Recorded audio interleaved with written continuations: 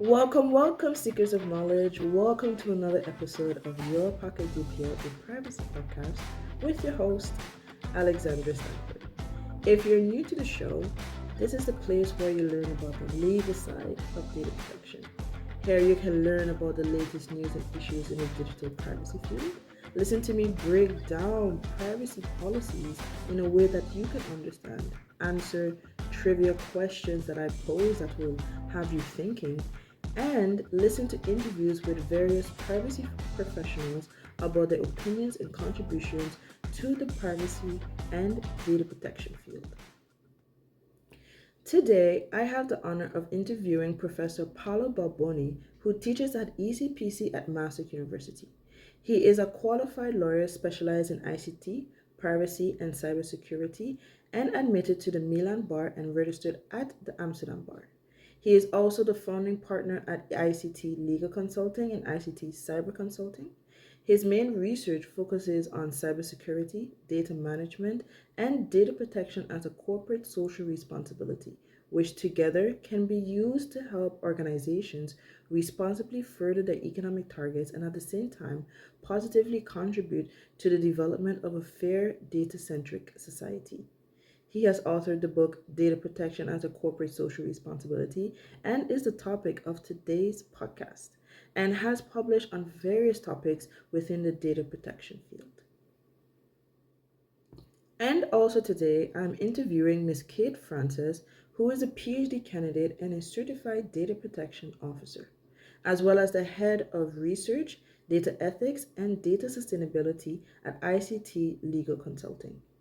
Kate's research topics for her PhD include transparency in the European Union legal data protection framework, data protection under the umbrella of sustainability, and GDPR enforcement. Kate is also the co-author with Paolo Balboni on the book Data Protection as a Corporate Social Responsibility. Before we get into the interview, don't forget to click on that follow button and alert bell so that you know when a new episode has been uploaded. Also, follow me on the socials so that you can receive informative posts and short videos regarding issues and latest developments in the data protection field at Your Pocket DPO. Also, tomorrow I am going to be streaming on Twitch. So come hang out with me. I will be doing one of my hobbies, gaming, painting, building Legos while discussing data protection. And you can ask me questions and receive some free legal advice. So my tag is at the biggest nerd 90 on Twitch at 6 p.m. Central Eastern Time. Hi Paolo, hi Kate. Thank you for joining me today to discuss more in depth your recent publication, your book, Data Protection as a Corporate Social Responsibility. I recently attended the EDPS summit that was part of the celebration of the 20 years of European Data Protection Supervisor. The supervisor, Wojciech Wyborski, stated that the summit was created to analyze the application of the functioning of data protection within the public sphere as a gateway to achieving a broader reflection in data protection and its functioning. The DPO Argo discussion rotated around the topic how to be a DPO between the rock and a hard place.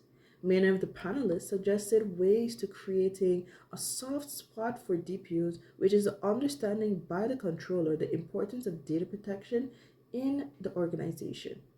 One of the panelists, Ms. Naira Perez, the data protection officer at Frontex, went further to state that a culture of compliance needs to be created. After meticulously reviewing a book, which outlines the Maastricht University Data Protection as a Corporate Social Responsibility framework, I guess my first question is, do you believe that this framework is a starting point to creating that culture of compliance? Well, thank you very much, Alexandra. I take the first question to break the ice and then, of course, pass it on to my colleague, Kate. Actually, we want to go beyond compliance. In fact, what we have tried to prove in our research and eventually in the book, and as it is reflected also in the Data Protection as a Corporate Social Responsibility framework, we have identify that compliance is not enough, especially in the era of artificial intelligence. Actually, this was already quite clear in 2015-16, where I developed the idea of data protection as a corporate social responsibility, because already back in time, inspired by the former EDPS, Giovanni Buttarelli, he started to introduce in the discussion the concept of ethics and privacy, ethical use of personal data. And he exactly wanted to stimulate a reflection in the society about going beyond compliance and introducing an ethical dimension. And starting from that point, we decided to develop research in the ethical dimension, so the ethical processing of personal data, and then moving towards corporate social responsibility. So I think, to come to your question, that the culture of compliance is developing. I think it is in 2024 way better than in 2018, when the GDPR started to be directly applicable. And I think it's progressing, not just by way of sanctions, but also by way of acknowledgement by organizations that data protection compliance can be seen as an asset. If you invest on privacy, you will have a return on investment. And we also quoted in our study many sources, testimony, just that. So I think to some extent our research will also contribute to develop a culture of compliance, but we want to go beyond, and we want to stimulate a virtuous competition, especially with respect to multinationals, the one processing a very large amount of personal data and dominating the market, that goes beyond compliance and started to play a role in the dimension of corporate social responsibility and more generally the ESG. So, how do you see the landscape of data protection and corporate social responsibility evolving in the coming years, and what implications might this have for organizations? Well, Kate, please, one you and one me. Okay. Well, definitely, we see that originally people really looked at data protection as a compliance question. And now more and more, it's starting to enter into the world of sustainability as well. So when we started our research, there had been some professionals that had already started to look at the potential interaction between CSR, corporate social responsibility, and data protection. But since we started publishing on this topic, there's been a huge explosion. So companies, consultants, researchers as well have been starting to say, we really do need to start looking at data protection under the umbrella of corporate social responsibility and ESG. And something which is really interesting is that also supervisory authorities are starting to get on this train.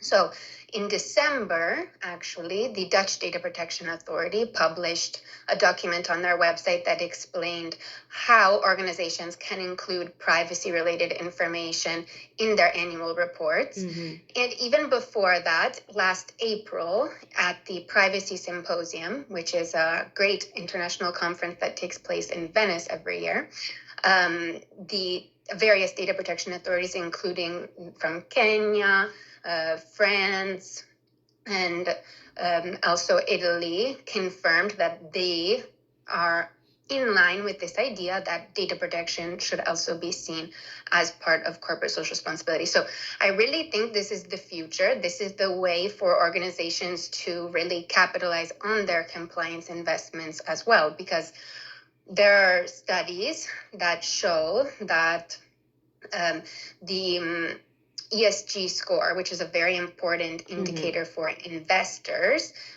can be impacted by up to 30% by data protection and cybersecurity compliance. So it just makes sense now. It was not something that people were thinking before, but it seems to be the future. Wow, that's interesting, and it is a revolutionary idea indeed.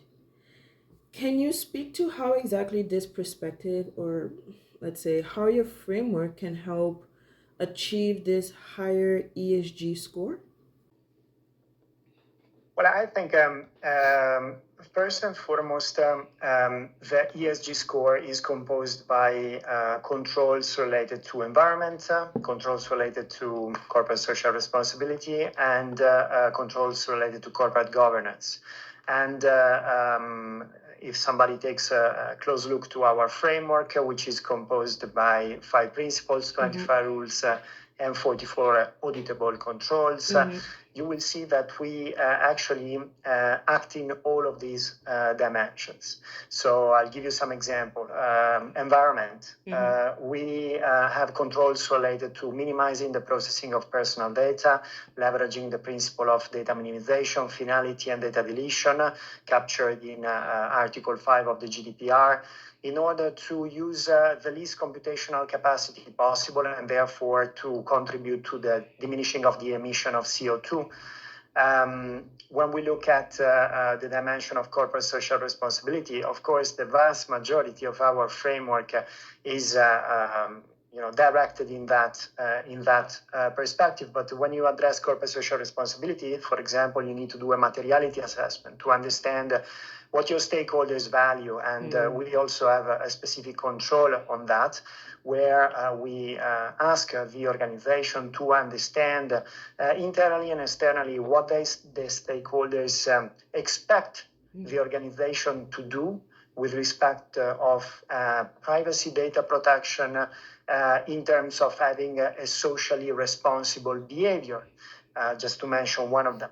And when we look at corporate governance, then in corporate governance, you also have compliance with the applicable legislation. Of course, here we would look at privacy and data protection legislation, but not just that. In fact, you may appreciate that in our framework, there are connections with other very relevant data-related legislation, like the Data Act. When you look at, for example, Principle 4 and all the data sharing, you may see very clear links to the Data Act, but also the Data Governance Act. When you look, for example, the control of fairness by design, you will, and also the control related to the fundamental right impact assessment, you will see a connection with the AI Act. When you look at the first principle, first rule, first control is integrating data protection by design with data security by design. You will also see connection with cybersecurity legislation, especially the Cyber Resilience Act. So, our framework is addressing all 3 dimensions of ESG, and therefore we think it can meaningfully contribute to increase the ESG score of organizations. But the one thing is very important. This is just a positive effect, because we did not develop this framework in order for organization to increase their ESG score. We developed the framework to effectively protect individuals. That is why we have done this work. Well, let's dive right into the framework and discuss the first principle, which is to embed data protection, fairness, and security in the design of processes. Now, while reading the principle and all of the rules associated with it, it brought to mind the current situation in the data protection field, which is the disconnect between IT and legal privacy professionals working together to ensure compliance of an organization. At the EDPS Summit, VP of the Commission for Values and Transparency, Viva Yurova, and other panelists stated that cooperation is necessary with not only ICT but other fields. How is its principles and its 5 rules helping to fix this disconnect between legal professionals and the other departments in the organization to ensure that the organization itself is complying with, you know, privacy rules? Yes, well, I think this is also connected generally to what we were talking about, the move between just pure legal compliance towards sustainability. So in general, we want to create an integrated approach. So Paolo has been a pioneer in this idea of integrating privacy and data security risk assessments. This is really the way that Paolo has found to truly provide true protection to individuals. And that's what we really want to suggest, especially with the first rule, which is about data security by design.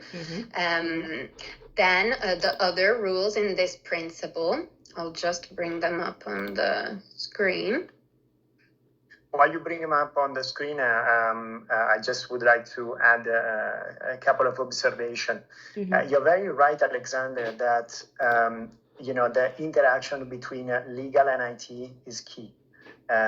Because if you really want to implement at the process level a data protection compliance framework, you need to have a common language between people with a legal background and people with IT and cybersecurity background. So there needs to be an effort, a multidisciplinary effort, a team effort, in order to make sure that the controls are actually implemented and translated in processes of the organization, IT systems, and so on and so forth. But there is another point that is truly, truly important. We see data protection on the one side, cybersecurity on the other side. They are definitely two sides of the same coin, but sometimes they may even be conflicting. And this is the message that we want to pass by integrated risk assessment. I'll give you an example. The risk assessment that you do with respect to information security and cybersecurity wants to protect the organization, its business continuity as an asset, okay? The risk assessment for privacy is about individuals. So they protect two different things. Better to say, one protects individual, the other protect the business, the organization, okay?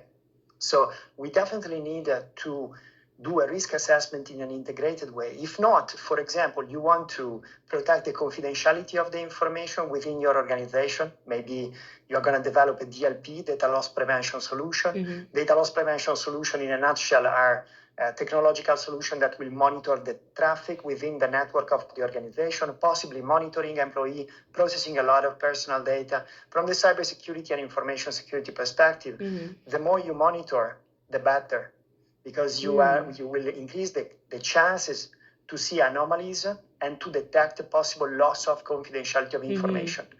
On the privacy and data protection point of view, according to the principle of proportionality, data minimization, necessity, you need to collect the least amount of personal data in order to achieve the purposes with the least intrusive means. So you really need to integrate this risk assessment also in order to provide solutions that are not just effective, for example, from the information security, cybersecurity point of view, but also in line with what is prescribed by the applicable data protection legislation. So this is, in a very nutshell, the core of this control and the message that we want to bring to the outside world. Kate, sorry, I interrupt. No, thank you, Paolo. That was a great explanation. I think Paolo really captured the essence of this. I just wanted to add that it's actually, Paolo was mentioning processes. So that is the first principle. It's embedding data protection, fairness, and security in the design of processes. And this was the first rule that we identified precisely because you need data security also to facilitate these other rules that we go on to develop, like user empowerment by design. It's impossible to empower someone if their data is not secure. Fairness by design, this is primarily geared towards artificial intelligence, but of course, also there, you need security first. Loyalty by design, that's very much also connected to data security because you need to process data in a way that is compliant with the fiduciary commitment. That means keeping the data secure as well. And then digital solidarity to uphold human rights. We really tried to think a lot about human rights. There's also another rule later on in our framework that is specifically inviting organizations to share data and technologies with humanitarian organizations. Also, of course, security is fundamental if we think about situations like war, where you will need good data security and confidentiality to protect rights. Right. Now, let's continue on in the framework. As I continued reading to the second principle, it talks about the creation of an effective privacy policy, essentially how to properly communicate with the data subject. As a researcher myself, I have seen or I've researched that there are many issues with how privacy policies are presented today. Data subjects are not reading them, they're too complicated, too complex. So, how did you remedy this communication issue in your second principle? Okay, Ted, this one I will leave it to you because you are almost a PhD in transparency, so you are the best one to answer the question. Okay, thank you. So exactly, you're completely right. There are tons of issues when it comes to transparency, and honestly, I don't know if it's possible to completely be transparent ever when we're talking about such complex activities, things that are happening with our data, but we wanted anyway to improve the situation. So one thing which we had identified was necessary to do from the start was to create data protection icons. We started off with a set of high-risk processing icons. So for certain activities like marketing, where it may be invasive for individuals. So we created first this set of high-risk processing icons. How did we identify which processing activities may be high risk? We looked at the Article 29 Working Party guidelines on data protection impact assessments. Then we eliminated those which would be impossible to translate into an icon. We developed quite a robust methodology for creating these icons based on past icon projects. So we looked at every single, we can see them there. I will just show the icons while you are discussing that from our book. So we created this methodology looking at all of the past icon projects because we thought, okay, there have been great icons that have been created. Why were those not implemented by many organizations? Why weren't they successful? And so we tried to create the methodology in a way that would allow our icons to become successful. Then we learned about a contest that the Italian Data Protection Authority had organized for creating Article 13 and 14 GDPR information notices. So since we already had this icon working group, two of our stakeholder organizations within the project had helped us create the icons. They had, of course, graphic designers and project managers that implemented our methodology. We thought, okay, let's give it a shot. So we created this set of data protection information notice icons, and they actually won the contest of the Italian Data Protection Authority, which was very great news for us. Thank you. And now many organizations have implemented our icons. Of course, many of our stakeholder organizations have implemented them, but also once in a while we'll come across the privacy policy online with our icons, and that is always very great satisfaction. These are the other set of icons. Yes, so we have these two sets of icons that any organization complying with the framework should implement. Really, the process was very detailed, so we thought we need to use soft edges to not scare people. We wanted to make sure that they could also be, the color could be changed, to fit with the brand and feel, to facilitate adaptation. And of course, now we're working on making them machine readable, which is one of the requirements under the GDPR for icons. That's not necessarily an easy step, but we didn't want to stop there because, of course, icons can contribute to improving understandability, but it's not, the only answer to improving transparency. So we created other rules as well. For example, it's already a best practice to test information notices with your target group. This, course, is not always done in practice. So we created a rule based on the suggestion of the Article 29 Working Party to require any organization adhering to the framework to carry out tests. Of course, then they can decide what kind of test they want to do, but they should test the information notice with their target group to ensure that they're actually able to understand. Because, of course, this also depends on the type of organization. If you have a very large group of potential clients, that might be more challenging. But we encourage organizations to also really make their privacy policy targeted for their consumers. Then we created a new rule for transparency reports. So you're probably familiar with transparency reports. Google, Meta, X publish these kinds of reports. We've seen them from large companies like that for a very long time, but smaller organizations don't usually publish a transparency report. So we took this concept of the transparency report and we said, all organizations, to some extent, should publish a transparency report, which actually showcases what the organization does to protect the information of people. Because in the end, that's what people really care about. Is my data safe, secure, and what do you do when you receive these requests? Who are you really sharing my data with? So that is another important rule we created. And also, we wanted the organizations to be clear about the benefits that they get from processing. So communicating the kind of benefits that the organization gets, and also how individuals benefit from this processing, because that's another thing that's not always clear. Of course, if you're able to understand how an organization is benefiting from the processing of your data, you may be more inclined to provide your data and be less skeptical about the organization. And we really believed that trust is a driving factor here, because being a little bit more transparent than we actually see in practice can really create trust in consumers, which of course is better for the organization in the long term.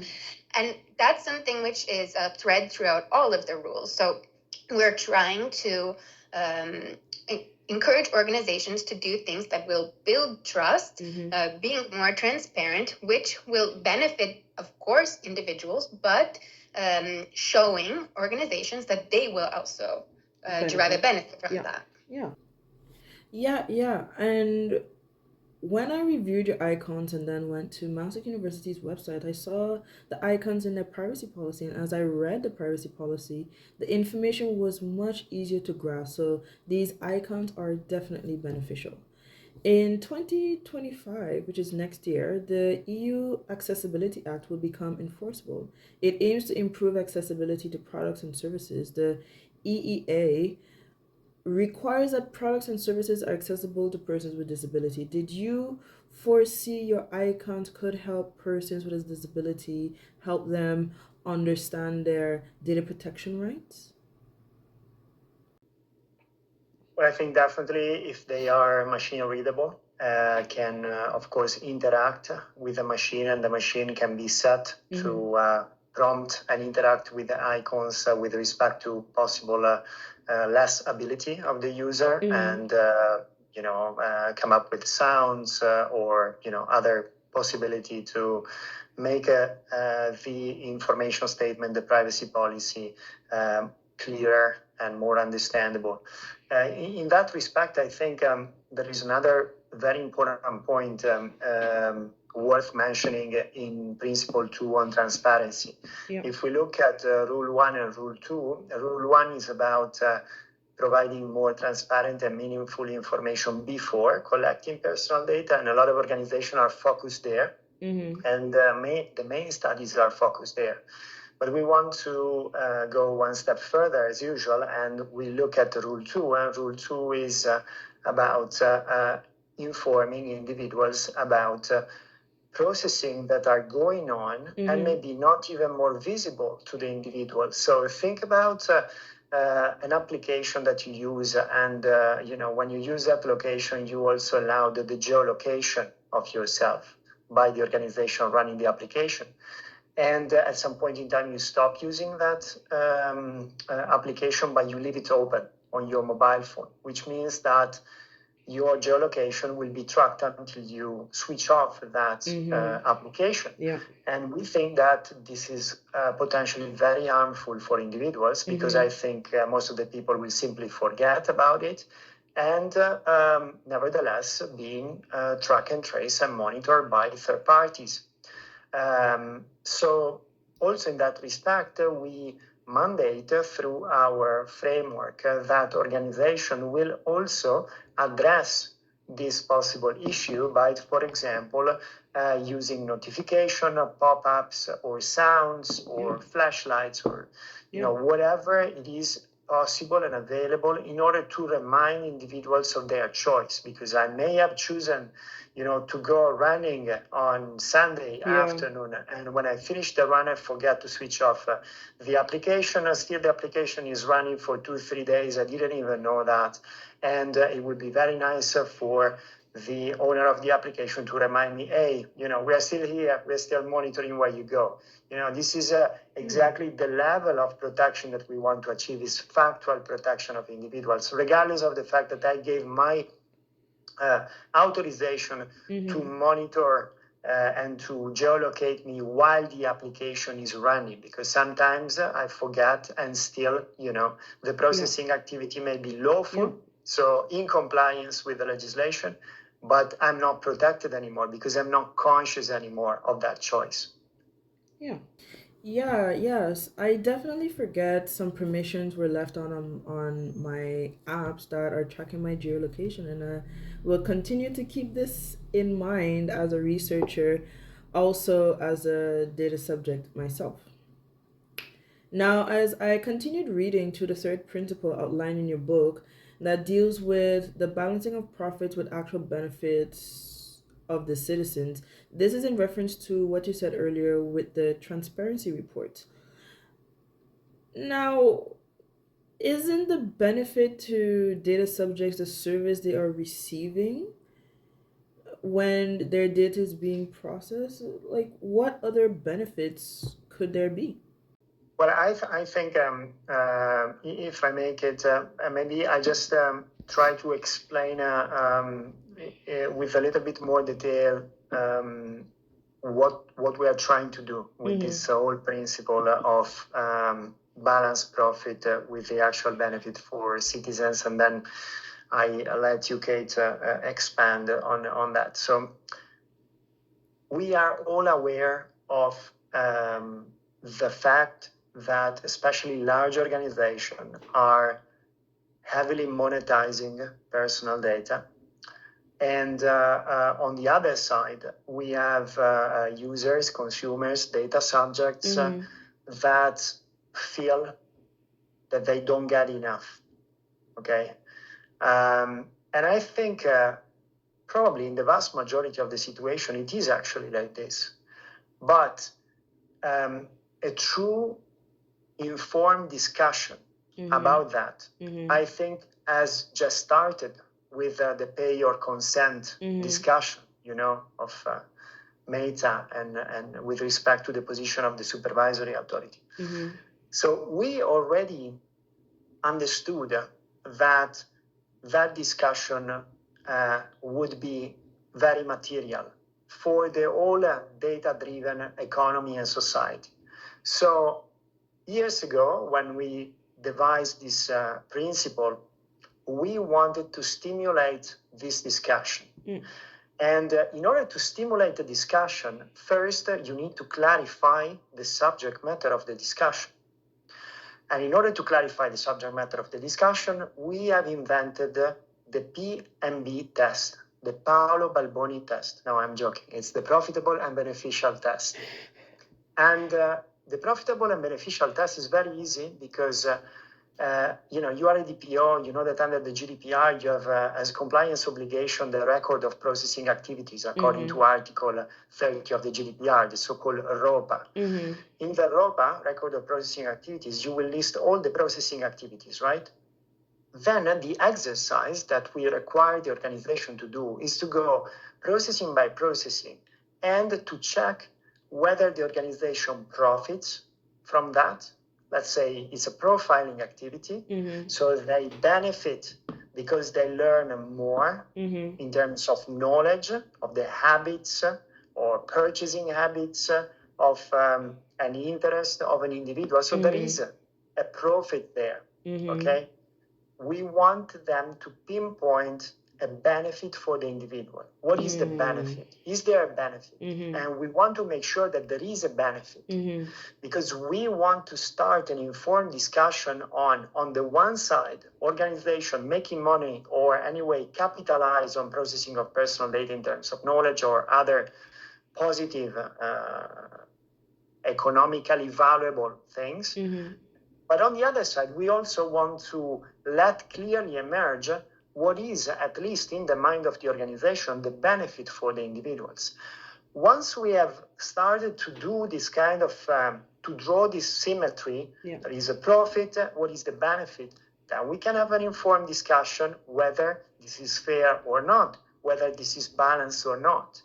But in order to drive such a big discussion that is going to have a very substantial impact on the data-driven society and economy, we need to define the subject matter. So we want to stimulate that informed debate.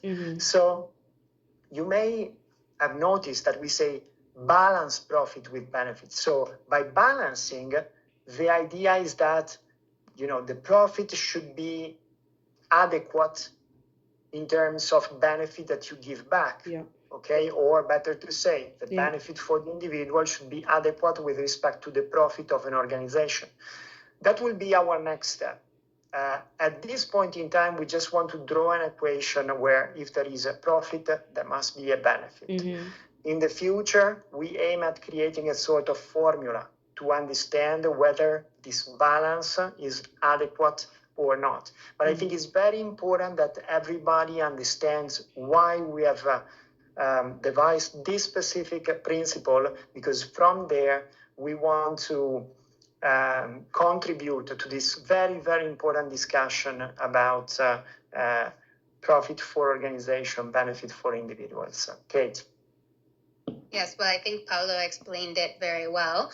The only thing I would add is that when the organization is unable to identify any benefit for individuals, they should stop carrying out this processing activity according to the rule. And then this rule is also functional to what we were discussing about transparency. So this carrying out of the profitable and beneficial test feeds into principle 2 on transparency, rule 3, and being clear about how the organization benefits from processing and providing fair in-kind value to individuals. So we're not saying that you should provide a financial incentive or give that someone cash. We're not trying to monetize this, but providing some kind of benefit. So that's just something to add to also help make it clear that there are very many interconnections between the different rules. So one rule feeds into another in many cases within the framework. Yes, and I also see that this can also benefit the principle of the GDPR, which is purpose limitation, because now, especially as I read privacy policies and I try to make things clearer for my audience, for example, you see that organizations, everything, there's a purpose, there's a, and they want your data. So of course, but this, I see this win-win, this, if the data subject doesn't win, then you should stop kind of thing. And this also could help moving forward with all of the new technologies that are coming out, like the AI and, technologies that are there to monitor brain waves and all these different things, that the riskier the process, I think that the benefit should be equal, should be as beneficial to the data subject. Now, speaking on the AI Act has just been published. Now we're waiting, the clock is ticking for enforcement rules to become applicable. Do you think the current law goes far enough to protect individuals from potential violations of their rights and freedoms? And do you see your framework as kind of a cushion to help things that the AI Act hasn't not targeted, but talked about regarding protecting data subjects' data? Yeah, to answer this question, I think we need to go back again to Wojciech Wiewiórowski and echo his words at the last CPDP conference in Brussels, where he made it clear that if you want to look for data protection rules with respect to AI, you should still look at the GDPR. Whereas the AI Act is different in scope, is legal instruments to regulate the market. So I think the question should be whether the GDPR rules are adequate in order to truly protect individuals from the massive deployment and development of AI in all the different type and shades.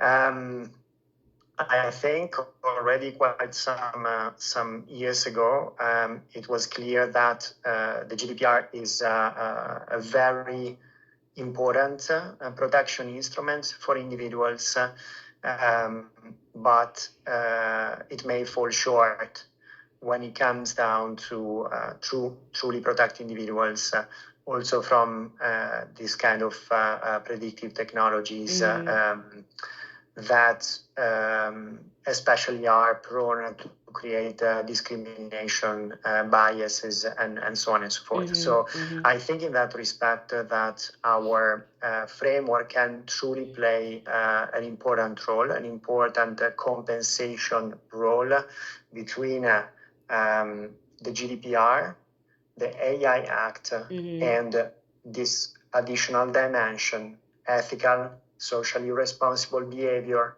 of organization, to make sure that regardless of the development of technology and regardless of the law as it stands, being the GDPR, being the AI Act, or something that will come in the future, the organization will commit to not harm individual with the data. So this is a very important principle for us. In fact, in September 2023, we had a very big event at Maastricht University where the permanent stakeholders that participate in our research projects, both business stakeholders, intergovernmental stakeholders, but also privacy stakeholders, also representative of supervisory authorities, came to Maastricht. We had a full day of work on data protection as a corporate social responsibility, also with external speakers. And what we did in the night, we went to the Chateau Nercan, which is a castle in Maastricht, where also the treaty for the European Union was signed. And in the cave of the Chateau Nercan, we signed the Digital Pact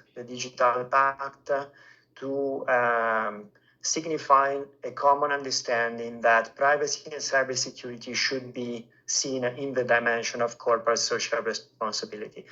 And what we have signed is a very simple statement. I will just summarizing it, but the idea is that a commitment for the organization to do good with the data, or at least to not harm individuals with the data.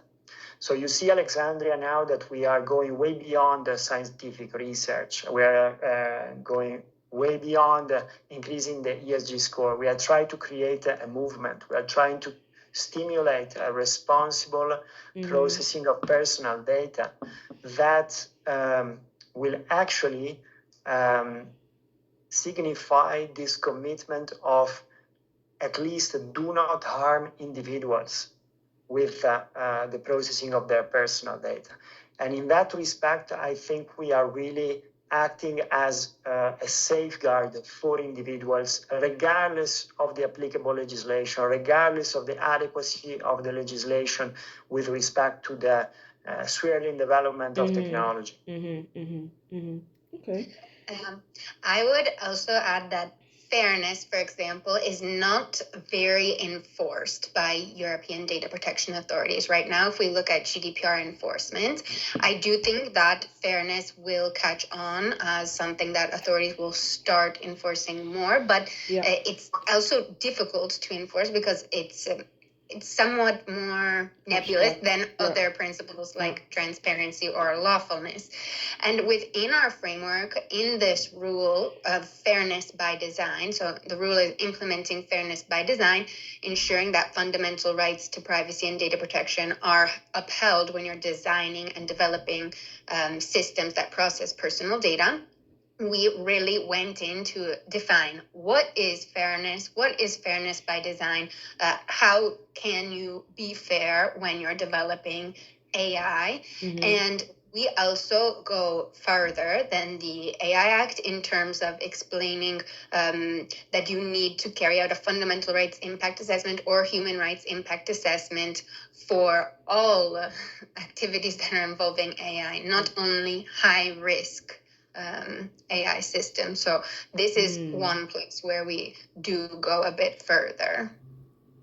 I would like to now move on to the rest of the framework, which advocates for the publishing of relevant findings based on statistical or anonymized data to improve society, which is the purpose of the framework to help develop this data centric society that holds fundamental rights close.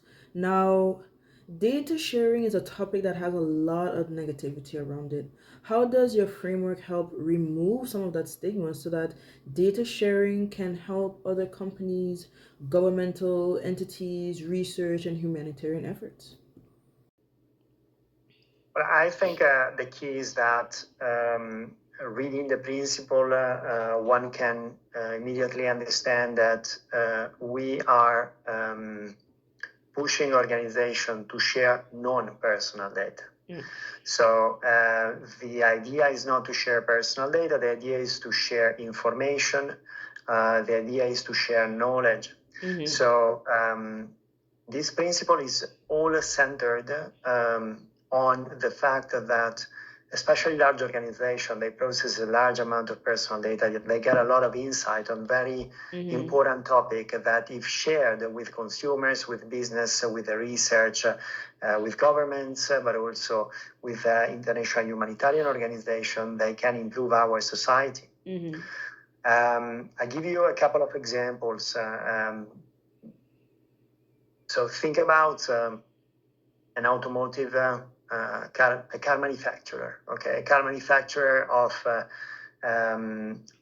autonomous and connected vehicles. They collect a lot of personal data. They have a lot of insights on what is going on inside the car, with the driver, with the passengers, in the environment around the car, pedestrians, and so on and so forth. So very easy. They will collect enough information to understand how to prevent incidents that, according to a recent study published in the US, are, I think, for over 50%, car accidents are created by lack of attention of the individual while driving the car, and even more for connected and automated vehicles, because when you have the assisted driving, then you are even more inclined to do other things. So in this case, sharing that information in an aggregated way with consumers, drivers, or even passengers, to stimulate a reflection on how to behave while your car is almost autonomously driving in order to avoid possible accidents.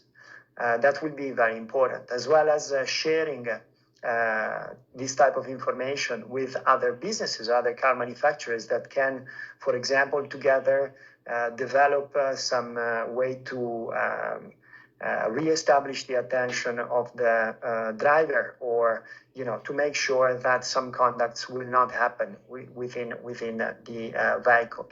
Another very important example, think about banks.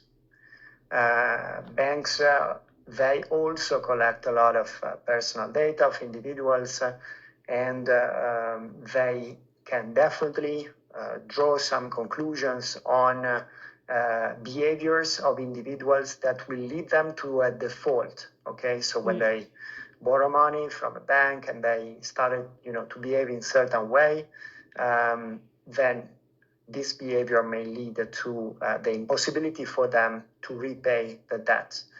So this may have a consequence as far as having people killing themselves. So therefore, this is very important. This is not about privacy and data protection. We want to truly protect individuals with respect to all fundamental rights and freedoms. So this is our goal. Again, if a bank can share that information in an aggregated way with their customers, then in this way, customer may be prevented by, or may actually have more awareness about things that they should not do in order to find themselves in that very difficult situation. Whereas if you look at a completely different dimension, like the data sharing with respect to governments, think about, for example, energy companies that have a lot of information about energy consumption. If shared with the governments, it will be possible for governments to better rationalize and use scarce resources. Think about sharing, again, aggregated data systematically in a fair way, according to the FAIR principle of research, with research institutions, like, for example, pharmaceutical company, sharing information with researchers in order to do research on specific diseases and way to prevent and cure those diseases. And last but not least, with the humanitarian organization, think about calamity, flooding, earthquakes. Many organizations have very valuable information about individuals.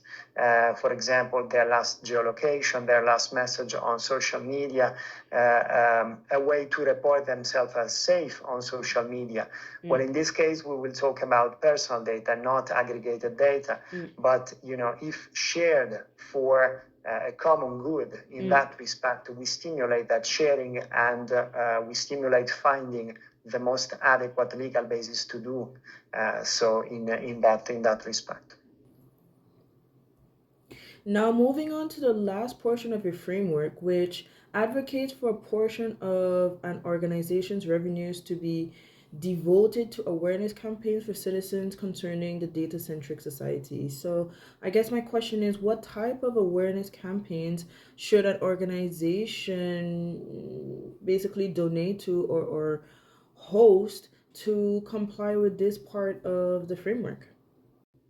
Yeah, so we really wanted to allow organizations to determine what kind of awareness campaigns they would like to engage in, because it's not appropriate. And of course, the methodologies for doing awareness raising may completely change, right? Today, we have certain platforms. In 5 years, maybe the platforms we use now for these kinds of activities won't exist. So we wanted to try to stay neutral in terms of saying what exactly you need to do. But we invite organizations to, for example, allocate a portion of their revenue to be devoted to awareness campaigns. We don't say you need to allocate 1% of your revenue. It's up to the organization to determine the proportion that they would like to allocate to awareness raising campaigns. But we've already seen some very interesting initiatives. For example, one of our stakeholders gamified cybersecurity. They created a kind of platform where children can learn about cybersecurity by playing a game. This is something which is really interesting. Another one of our stakeholders, for example, created a vehicle with different kinds of stickers on it to combat cyberbullying. But there's really no one right way to engage in these kinds of activities. The important thing is that it's documented that the organization is doing this, that it's actually done, and that it's done on a regular basis. So we do emphasize youth a lot because it's important. Of course, they're our future. So young people are more and more online. They're digital natives, and they may not always be aware as adults may be about risk, but we don't limit it to youth either. We say these awareness raising activities need to take place within the organization, outside of the organization. They should target youth. So a bank may have a different way of doing that than an automotive company, but we really believe that, as in with most things, education is fundamental, because without being aware of how important data protection, cybersecurity are, you will not take the necessary steps to protect yourself. So it's really the basis, and that's why we decided to dedicate an entire principle to this, because we believe it's fundamental. It also brings back to the very first question, I believe, that you asked us about creating a culture of data protection. Also, everyone within the organization needs to be aware about privacy, data protection, and cybersecurity. And that's really what the first rule of this fifth principle is as well: investing to create digital social capital. So using digital tools to create community within the company, also just to, with the aim of having well-being, using technology for good. Really, we're talking about using data and technology for good, for the benefit of people, society, and for, of course, the organization as well, because it needs to benefit them too. But I would say, in a nutshell, that's the awareness raising foreseen under the framework. Okay. And I think it's also an active way to give back to the society. This is also what we want to stimulate, and give back not in terms of money, but giving back in terms of stimulating awareness, taking responsibility for the next generations with respect to their privacy and cybersecurity, hygiene and knowledge. So it's really, I think this encapsulates the essence of a socially responsible behavior around data for organizations. And now for my last question, what advice would you give to a legal privacy professional such as myself who are looking to advocate for greater recognition of data protection as a corporate social responsibility within their respective organization? Well, we all know that in that respect, we need to be very practical. So the organization will ask what is in for me. And therefore, we wanted also in our research to highlight the potential benefit for an organization to go this extra mile. We started the discussion today about compliance, and I mentioned that there are already multiple studies signifying that there is a return on investment on compliance with privacy and cybersecurity. Now we are advocating for investing even more to have a socially responsible behavior, because there is another return on investment, probably higher than that, and it's about increasing the ESG score of an organization. So we all know that for listed companies, for companies that are, for example, interested in getting funded by private equity funds, or that maybe our target company for an acquisition, the ESG score is fundamental. And in our study, in our book, we have provided evidence that by working on your privacy and cybersecurity posture and adding on top of compliance our framework, that will have a significant impact on the ESG score. So at the end of the day, this is what is in it for organizations. Then organizations that are, let's say, less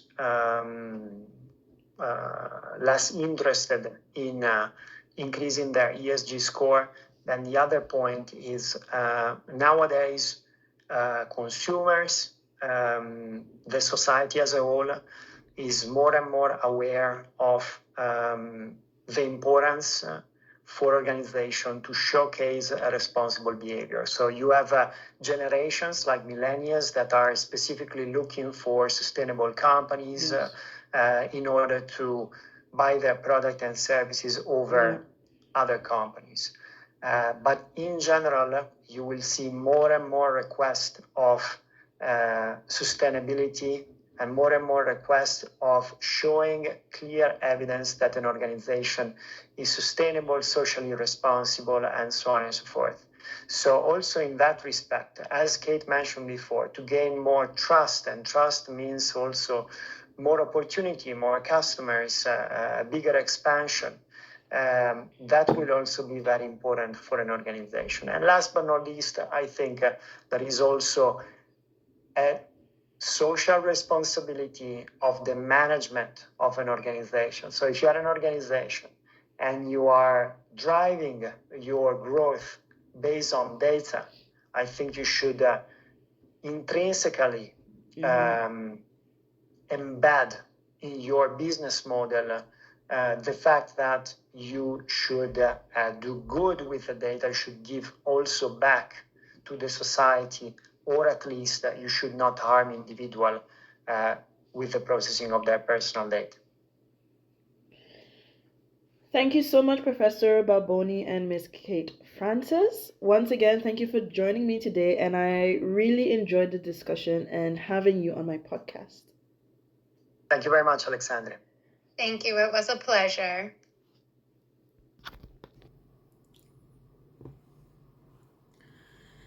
And that is the end of my podcast for today. I hope that you learned as much as I did. And as usual, I bid you a good day, a good evening, and a good night.